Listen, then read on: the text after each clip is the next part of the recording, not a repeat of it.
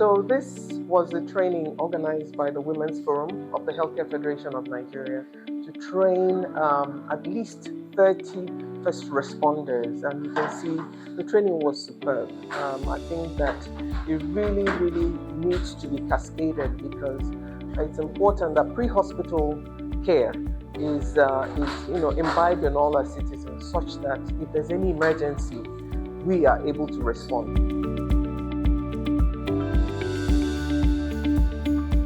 We're very excited to have this first cohort where we're able to give back, and then also for everyone that is here to be able to pay forward in their organizations, in the communities that they are in terms of training people, because it could be any one of us at the end of the day. And I think it'll always be good to know that we have someone who is in the environment that has the skill to actually keep us alive, or make a difference in our lives. Coming here today, I learned the basics of emergency, how a first responder to act. I had an amazing day today. It was very enlightening. I was very impacted. I learned a lot.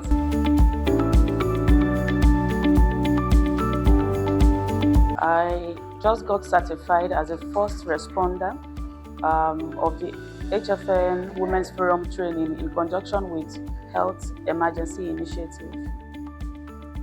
So we've just had a real quick intro to thinking through emergencies, and I did this with Dr. Ogogo Abide, who's one of our experienced MOs from the A&E at Arjolat. We've gone through the primary survey, secondary survey, the ESPA handover tool, and just the demeanor and stance that you should have in the ER. Once again, it's definitely a pleasure training persons on how to save lives, particularly as it relates to sudden cardiac arrest, the administration of CPR. And we have actually educated the first responders here on how to approach gender-based violence, and it has to be trauma-informed, and it has to be a survival-centered approach. And it's an escalating situation now, and they need to be aware of how to handle such cases, referrals, and what to do.